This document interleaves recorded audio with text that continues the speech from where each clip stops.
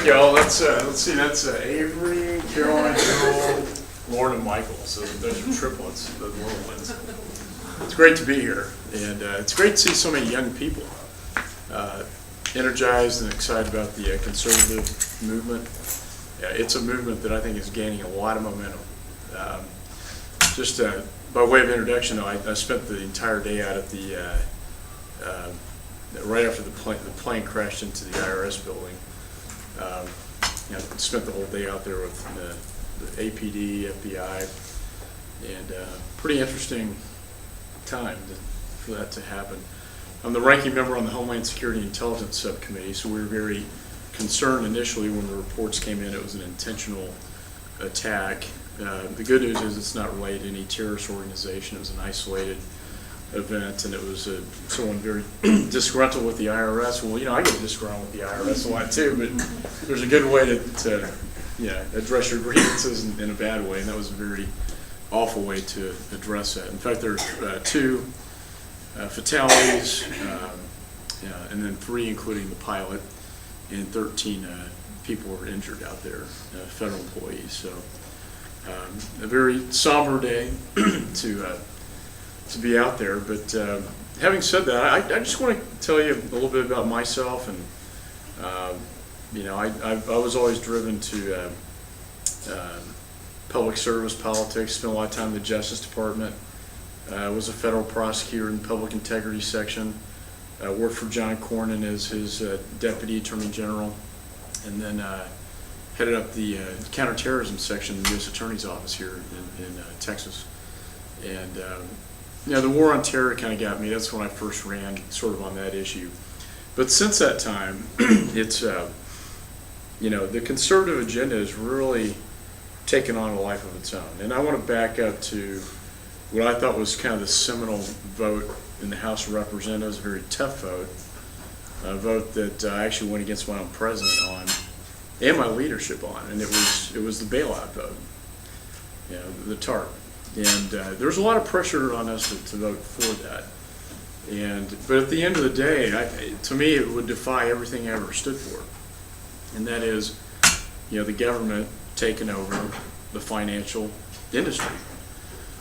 And the whole debate, I think, that's starting to shape right now is really what our founding fathers stood for, and that was limited government. Ronald Reagan said, "Man is not free unless government's limited," and he was right. And he's echoing what really the founding fathers stood for. If you read their papers, and I get energized about this because I'm a history major. When I read what the founding fathers wrote about and why they broke from England, why they broke from the crown, why they broke from tyranny versus liberty, and they talk a lot about liberty, and they talk a lot about the freedom of the individual over the government. When you read that, you realize that the conservative philosophy really is in line with what our founding fathers stood for and what they're trying to accomplish. And I think we've gotten away from that message. I think Reagan tried to bring it back to what the core message of the founding fathers was. And now we have a president who I think is getting way off that message. A man who ran as a centrist, ran about red, white, and blue, let's all get along. But I got to tell you, the last year it's been anything but that.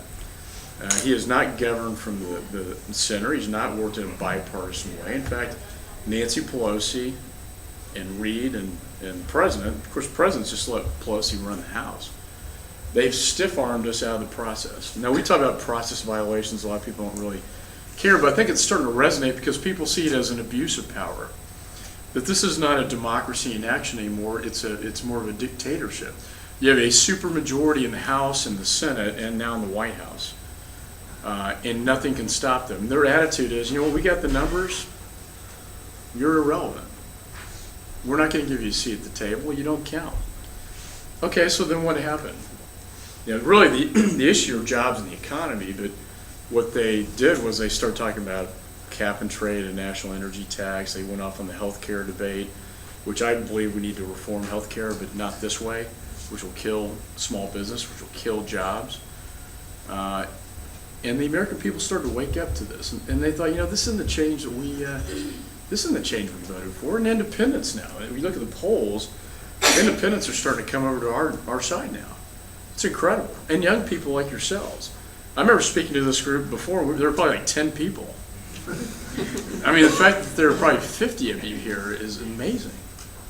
And that's a sign of the times. And so then what happened? Okay, we had an election in Virginia. And they said, well, you know, that's Virginia, it's in the South, of course, you know, it's conservative.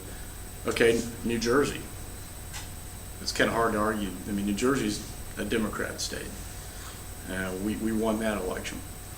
And then came Massachusetts. And that was an eye-opener. I gotta tell you, even I was a little surprised. I was hoping, but you know, it actually happened. The fact or the idea that we take Kennedy's seat, Republicans, conservatives take Kennedy's seat, and taking it in a way that's going to stop the very bill that Ted Kennedy was advancing. The irony there, but the American people were speaking.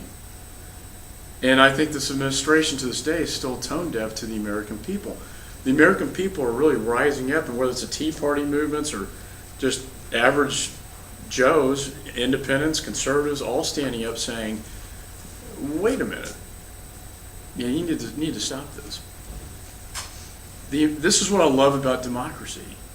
You know, a lot of people are starting to give up. They were losing faith in democracy and the Constitution, but you actually see it working.